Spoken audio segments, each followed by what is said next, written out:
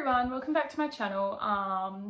Decided to just film another booktube video today because I have time before work and I just thought, why not? Kind of feel like talking about books, so this is what we're gonna do. I haven't done my makeup, my hair's not done, and this outfit sucks and I don't care. Let's just go. What was I gonna say? Yes, I've been in a massive reading slump for like 2-3 months. If you follow me, to be honest, it's been longer than that. It's literally been like since April, since lockdown. I came back from Europe in April and I read a shit ton because I was in 2 months quarantine, like government quarantine. So I read heaps during that 2 weeks. And then after that, like literally I just have not read anything all year. Like it's just, I think it's just like been this year being the way it is. And that's so, yeah. But in October, I like kind of got back into it. And in November, I've been reading quite a lot. And it's really exciting to like, you know, actually be excited about reading again. So I've decided to channel that energy and actually talk about what I've been reading. I'm going to cover November so far, October, and then like maybe I'll go a little bit into September, but it's going pretty far back by then, so I don't know. Also, I fucking hate editing and can't be bothered doing it, so I'm going to try and do this in like one take. And yeah, let's go. So the first book I'm currently reading is Islam in the West, Reflections from Australia. I picked this up in a secondhand bookstore at my university, and one of the editors is actually my tutor that I had in political science.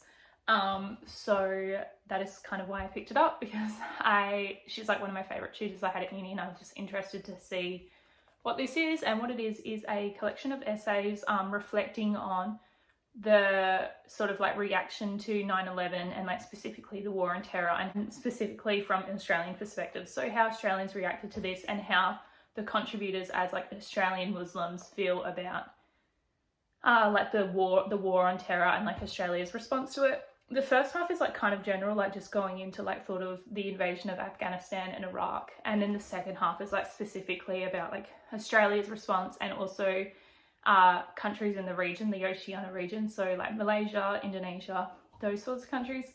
I am really enjoying this. I think I'm over halfway. I've been reading like one essay a night, so I'm up to the 8th essay, and I think there's about 12. Especially the second half, which is like a much more specific about like the Australian response, has been really good. I loved the essay about Malaysia and how they kind of responded to it in 2002. That was really good. So yeah, if you're into like this sort of non-fiction, you might like it. I am currently the only person on Goodreads who has marked this as read or like currently reading. It's got 0 ratings and 0 reviews. So let's hype her up on Goodreads, everyone. The second book I'm reading is Loveless by Alice Oseman. I wasn't sure if I was going to read this book, and then the publishers actually sent me a finished copy. So because they sent it to me, I decided that I would read it before I got rid of it, or like maybe I'll keep it, I don't know. But so far I'm only like 100 pages in, so not much has happened yet, and I'm kind of on the fence about it already. Like, I love the way Alice Oseman writes teenagers, and I think like she does such a good job at creating like friend groups and sort of like conveying sort of like that angst, teenage angst, but like in a realistic way. But I kind of dislike the main character. I find her really annoying. She reminds me of Kath from Fangirl, which like I cannot stand Kath. Actually, if you saw my tweet that was about Kath from Fangirl, literally I was thinking about it because I was reading this book and Georgia, the main character, was reminding me of her so heavily. And I was like, please no, like not a Kath repeat. Yeah, I haven't really got, I know there's like a lot of mixed reviews about the representation. I haven't really got into like it talking about that too much yet, so I haven't really got a comment about that yet. But yeah, that's all I really have to say about that. And probably what I always do with Alice Oseman books is get in the mood for them, and then like I'll probably read like all this in one day. I don't know. That would be nice to finish a book in a day. Yeah, I gotta get my spreadsheet up with the other stuff I've read, because like at this point I have literally forgotten. Oh yeah, okay. The most recent book I finished is Human Acts by Kang. This is a translated novel originally written in South Korean, and it's about a university uprising, in Gwangju in South Korea in 1980. Based on a true event where there was a massive student uprising, and then the government actually like shut it down by massacring like a whole bunch of protesters. This is like, it's really powerfully written. Like I will say that I think the writing is great, but it's written in second person point of view, and that's just like a point of view that always takes me out of the story. So I kind of struggled with it a little, even though I do see like why it's so well reviewed. Like you go on Goodreads, like pretty much everyone's rated at 5 stars. So yeah, there was like bits of it that like kind of weren't for me, but I do still think overall it is like a really powerful book. And I've seen like a lot of people say if you don't like Human Acts, you'll probably really like The Vegetarian, which is her other book. Like if you dislike The Vegetarian, you love this, and then like vice versa. So I think I might try The Vegetarian. I didn't end up reading this because I just felt like it was too hard, and the reasons I didn't get into it, like it didn't make it a bad book. So I did still enjoy this. It just was that I struggled with the writing style, but it is like really beautifully written, and I liked what she did where every chapter follows a different character that's like loosely connected to each other.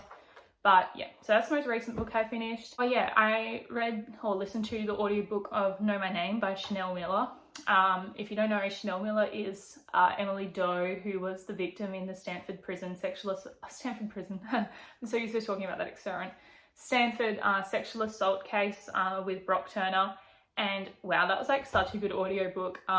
Really powerful. I think one of those ones that anyone could read it and find something in it. So she's such a good writer, and she's just like, the way she told her story was so powerful. And yeah, I think I said this in my Goodreads review, but like calling books raw or whatever is like such a cliche, but with that book, there's really like nothing else to say about it. The bit where she reads out her victim impact statement again, like for the audiobook, and there's a bit of it where she has to stop because you can hear she's like crying as she reads it, and like that, it was just like, it made me cry. Like just, you could tell how raw it still was and how like emotional she still was talking about it. And yeah, just like such a horrible case, but I'm happy for Chanel, like where she is now, you know. I'm really happy that she was able to use that book to find her voice and like talk about what happened to her, and that hopefully she got some closure from it. But yeah, really powerful book. One of those ones I just think like everyone should read. I read Beneath the Citadel by Destiny Soria earlier in November. This book has been on my TBR for like years and years because it was compared to Six of Crows when it first came out, and like obviously I love Six of Crows, so I wanted to read it. And her other book, Ironcast, I also want to read and I haven't read, but it had such good reviews. So when Beneath the Citadel came out, the premise just sounded like more up my alley, and I was like, okay, I'll read Beneath the Citadel. And yeah, it was okay. I did still like it. I just found it kind of boring. I'm not sure if it's the book or if it's me, because like I've mentioned this, I think like a lot lately, but I'm just not that into YA anymore, especially YA fantasy. It kind of always just feels like half-baked to me, and like it doesn't go as far as I hope a lot of the time. So yeah, that's kind of how I felt with this story. I thought it could have done more. But that said, I did still like it. I liked the characters. It was fun to read. Like I read the second half really quickly. And yeah, I think I rated it like 3 stars. Like it was okay. It was good, but it wasn't like my new favorite thing. Before that, I read Depends What You Mean by Extremist, Going Rogue with Australian Deplorables by John Safran. I haven't mentioned this yet, but it's non-fiction November. So I've been trying to read like all the non-fiction I own, which I think I've actually finished now. I've only got one more, which is H is for Hawk. So yeah, I read this. John Safran is like a journalist, comedian, documentarian. Some people call him like the Australian Louis Theroux. I actually haven't seen much of his other work besides this book, and he used to be, was he a Triple J presenter or like commentator or something? I used to listen to him on the radio. But yeah, this is the first thing of his I've actually read, and it's about, so in Australia there was these massive alt-right uprisings in St Kilda, which is a suburb in Victoria, and John Safran is Jewish, so it was about him. He basically heard that people were saying there's like a neo-Nazi rally going on, and was like, okay, I kind of want to know more about that because I'm Jewish, like I have to go see what's going on because it's just right near where he lives, St Kilda. Yeah, it's about him talking to and becoming, not friends, but sort of like interacting with people in like the alt-right of Australia, and sort of like trying to understand not understand their political views, but he's trying to understand I don't know how to describe it, not where they're coming from, because at no point does he really sympathize with them, but I think he's trying to understand how someone holds such extremist views, like what exactly is it that they believe in. It starts off basically when he goes to this rally, he's shocked because he's expecting like skinhead bogans. Bogans is like a redneck, the Australian word for a redneck, and that's not what he gets. And he sort of talks about the surprising diversity he encountered For example, like there was Aboriginal people who were like anti-immigration, or one of like the main people he talks to, he said, was like a black man who was anti-Muslim immigration because I think he was Hindu, yeah. And yeah, that's sort of what it's about. But to be honest, I wish like someone else had read this book so I could talk about it with them, because I have like so many conflicting feelings, because I think he tries to play up the shock value of it so much. Like he kind of like goes so much into like how diverse it is and that, but then like when you actually look at the pictures of the rallies and that, the people he's talking about, like the diverse group is probably like 10 people out of like 200, 300. Like most of the rally is kind of like what the media said it was, which was like white skinhead bogans. And also I just think the second half sort of goes into how there was a Jewish man like in his community who was recruiting people for the IDF, which was, he had like a it was like defense training that he would call IDF, but then also he was literally recruiting people for the IDF in Israel, and he sort of like goes into that, and like that was really interesting, but it was just like it diverted off the point of the book so much. Like it should have been 2 separate books. And I also thought the ending was so unsatisfying. Like he didn't really come to a full conclusion with this, or like I felt like he was trying to make like 100 different points at once, but never actually made like one conclusive point or like any points that really hit. So yeah, this is interesting, especially the first half, talking about the rallies and like the alt-right. He talks about like personalities like Blair Cottrell and things like that.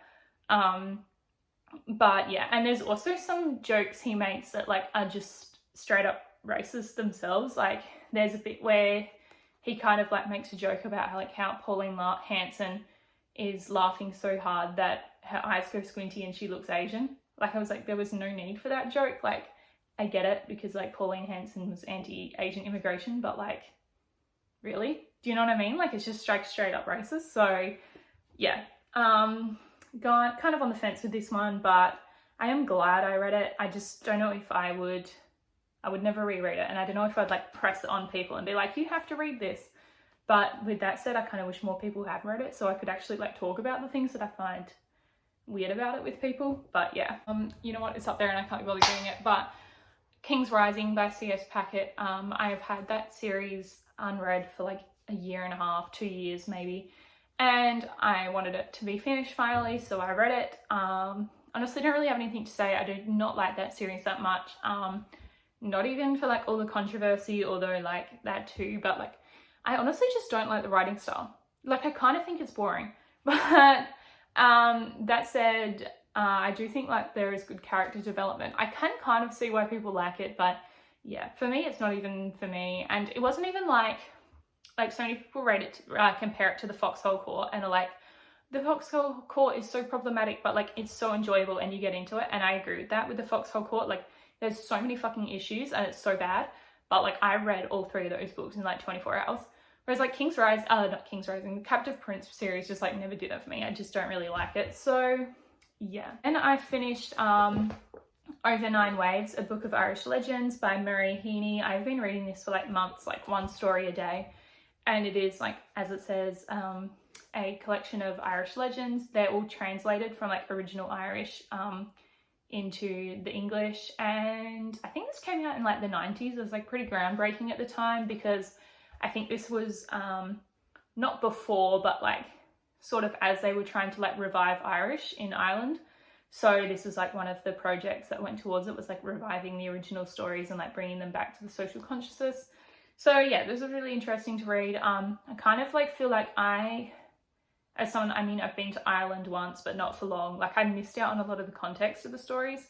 That said, I did still enjoy it. I'm glad I read it, and I'll keep it forever because I think I even wrote in it. Yeah. I bought this book. I wrote in this. I bought this book at Books Upstairs in Dublin. What a fun day. So yeah. And I have Dark Emu by Bruce Pascoe. I don't have this book with me because my sister's currently borrowing it, but this is a pretty well-known Australian non-fiction. It's more like a persuasive essay that is talking about First Nations Australians and how the idea of First Nations Australians being like a hunter-gatherer society is false or over-exaggerated by colonists to justify colonization, and that there is like ample evidence of an agriculture, even an agriculture industry in pre-colonized Australia, and that Indigenous people were like working the land, farming and things like that. It talks about native grain growing and sort of like native means of fish trapping and hunting and catching food, and how there was much more sophisticated industry than suggested by colonists. And yeah, I really enjoyed this. It's such an interesting essay. I do know like parts of it have been heavily contested. The evidence he took out of like the original colonists' journals are kind of out of context in how he presents them in the book. I don't have much comment on that because I would actually like, you know, need to...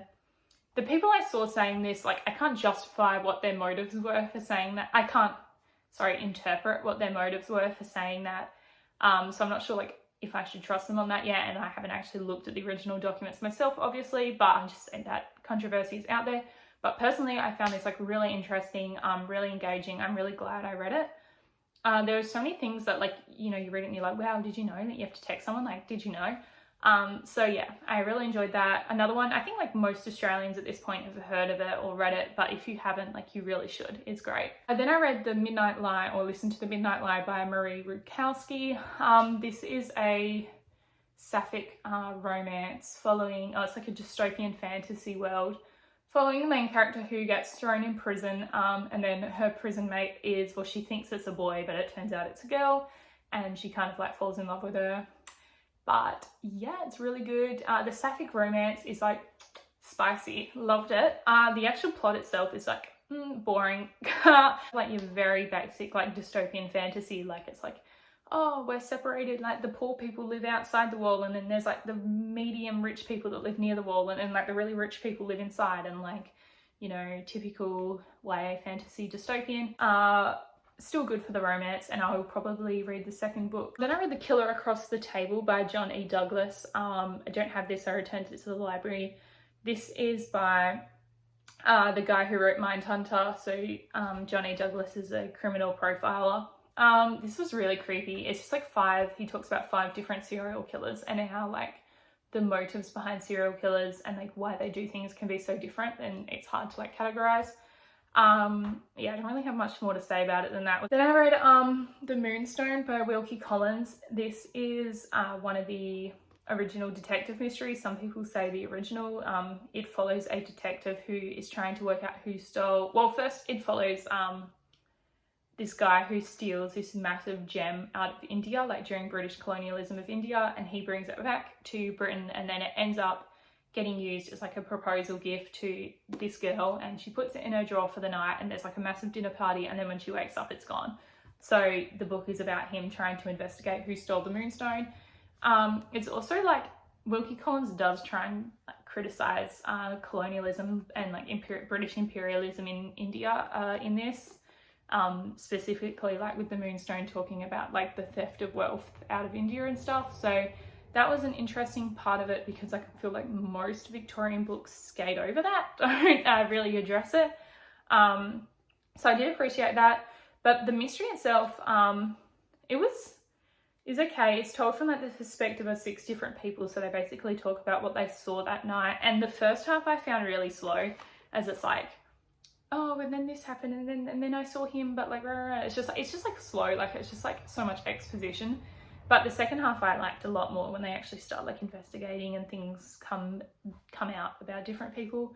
But yeah, I don't know if I'd reread this classic, but I am glad I read it. And I read Boyfriend Material by Alexis Hall. This is about the son of like a ex-rock star who basically like can't escape getting bad press, and he gets like bad press in this one night, and his boss, who's like pretty much super homophobic, is like to him, if you don't clean up your act, we're going to fire you, because he works for like this non-for-profit, and their donors have sort of like seen him in the media and have been like pulling their donations.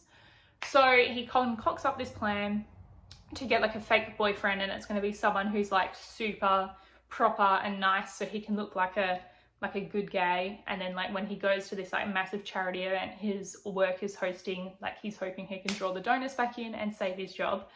And then obviously they start fake dating, and then they fall in love, and like blah blah blah, it's a romance. I actually found this fun. Like, it is pretty funny, this book. I enjoy like rom-com romances like a lot in book. I don't like read that many romances, but if I do, it's going to be a rom-com because I feel like a romance needs to be funny. So yeah, I did enjoy like the funny side of this. The main two characters, one of them is like super perfect for pretty much the entire book, and then like he's not actually, and all this stuff comes out. But I didn't like how this book treated his character development as a plot twist. But besides that, I did really enjoy this book. I think I gave it like a 3.5 or a 4 stars. Like, it was a good time, it was fun. Also, the author is genderqueer, so if you're looking to add more genderqueer authors to your TBR, that might be a good option. I read Blanca and Roja by Anna Marie McLemore. This is a Swan Lake retelling with like a magical realism element, or well, it's more like a magical realist retelling of Swan Lake. I loved this book. I love Anna Marie McLemore. Honestly thought nothing would ever top Wild Beauty, but I loved this book. Like, I think this tops Wild Beauty for me. It was so good. I love Swan Lake in the first place. It's one of my favorite stories. Mostly because of the Barbie movie. Like, I watched that shit on repeat. It's so fucking good. Tchaikovsky's soundtrack slaps on another level. So of course Swan Lake is just like so good. And yeah, I loved it. Really good retelling. So much representation. Like, oh my god. The romance between one of the girls and her love interest. I won't say too much because it spoils it, but her love interest is non-binary. Oh my god, I loved their romance so much. Like, their relationship, just like so good. And the relationship between the two sisters, like, was so well done. I love books about family, and just like, it was so well done. Lost my train of thought. What was I talking about? I don't know. This is a really good book. Loved it a lot. Oh, I remember. I read it on audiobook, which I did enjoy the audiobook a lot, but I kind of wish I'd read the physical book, just because I wish I could have like read the words. Do you know what I mean? Like, when you feel like you're kind of missing out by hearing it because you want to actually like see what she wrote. So yeah, maybe I'll reread it with a physical copy one day. Then I read Chain of Gold by Cassandra Clare. First of all, an interesting observation about myself. I have always loved Cassandra Clare's books, and I bought this book when it came out, so I think that was in really early March, and I only read it in October. It's been sitting on my shelves that entire time. So an interesting observation about myself, I don't care about Cassandra Clare that much anymore. Or maybe it's just these characters, because like, honestly, I was never that excited about the prospect of a book about Will and Tessa's kids. And the reason is, I hate when main characters in books you love get old. Like, it's so depressing to me. Like, maybe it's just because like I've been feeling lately like, oh my god, I'm getting so old, and like, I don't want the characters I love to get old too and just like have to be boring adults. Do you know what I mean? And that is actually how I kind of felt reading this. Like, every time Will and Tessa appear, I'm like, these are such boring adults now. Like, especially Will. I was like, and like, I love Will. And then like, even this book, I found it like so slow. And like, the one thing I love about Cassandra Clare's books, like actually the reason I always read them still, is that like, so few books like really suck me in these days. And like, she just has a way with the way she writes. I don't know what it is, but like, look at my shirt, I spilled water on it. That's so embarrassing. I promise I like know how to drink water. Anyways, Cassandra Clare's books, like, I just like have this thing where I can read them and then I'll like look up and I'm like, oh, it's been 3 hours and I've read 400 pages. Like, do you know what I mean? But then like, with this, I did not get that. Like, every 5 seconds I was like, I've only read 10 pages. And yeah, the second half was a lot better. Like, it did go faster. And the one thing I did like about this was like the massive Great Expectations vibes. That was pretty cool. Like, I enjoyed that, like the gothic elements of it. Yeah, cool. Besides that though, I don't know, I loved Anna Lightwood and she should have been in it more, but the rest of the characters, like, none of them really did it for me. I mean, like, she had like a forbidden romance, like gay romance, and I was just like, not again. Like, can't we please just have like 2 boys who are not like just having that massive fucking angst about the fact they're gay? And like, I get it, set in what was it? Is it still Victorian at this point? It was like Edwardian England, but like, still, I'm just like so tired of that trope in her books. And then like Anna Lightwood being in love with this girl who's like not in it the entire time.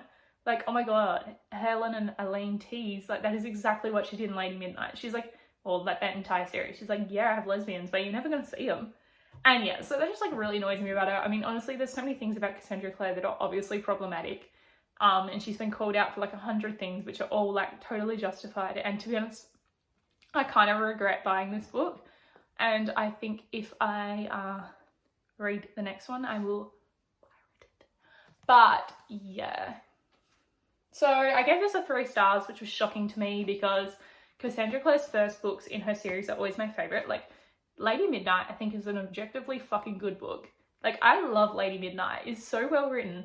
So I was expecting so much from this, and yeah, it kind of let me down. So I'm not sure if I will read the sequel. I just saw the cover came out, and like, I felt nothing. Like, I was like, oh, the new Cassandra Clare book. So yeah, that's a mini rant, I guess, observation about myself. I'm over Cassandra Clare, as I am with most YA at the moment, and it's honestly kind of depressing. Like, I kind of want to still like YA. Like, I don't, because I'm glad I'm reading adult books now and like a lot of non-fiction and that. Like, a lot of them are so good and I'm getting so much out of them.